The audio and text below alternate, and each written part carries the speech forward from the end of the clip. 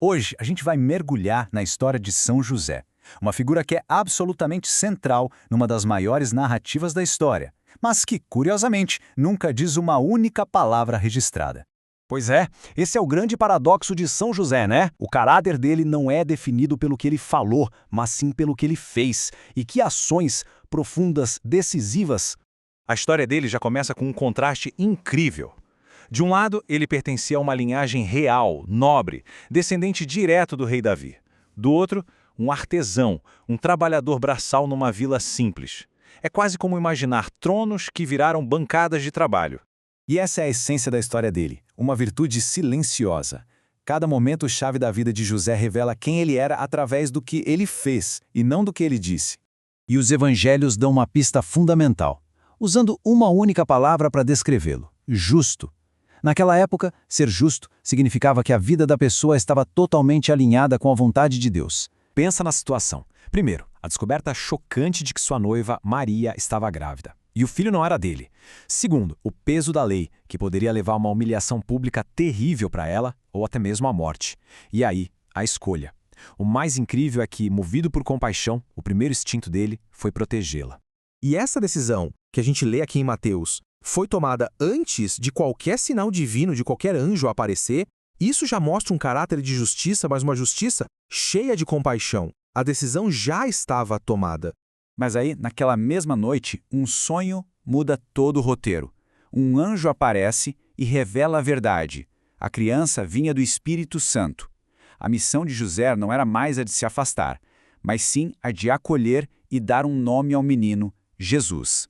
A partir daquele momento, a vida de José se torna uma série de ações rápidas, decisivas, sempre em resposta a esses comandos divinos e sempre com o objetivo de proteger sua nova família.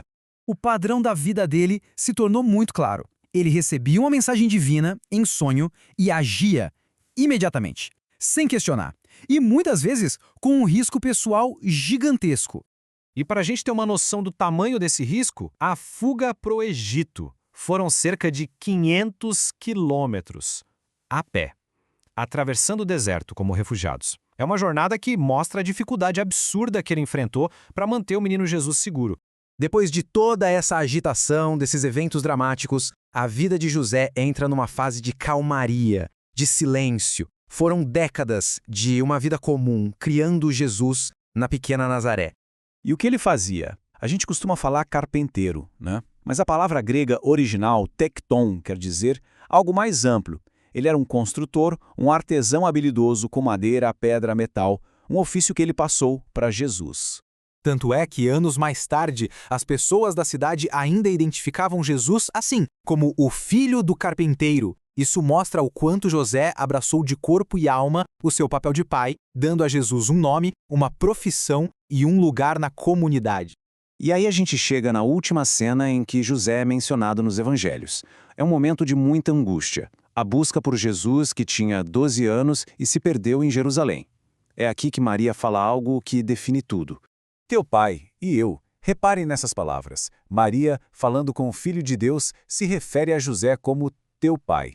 Isso por si só já sublinha de uma forma muito poderosa o lugar que José ocupava naquela família.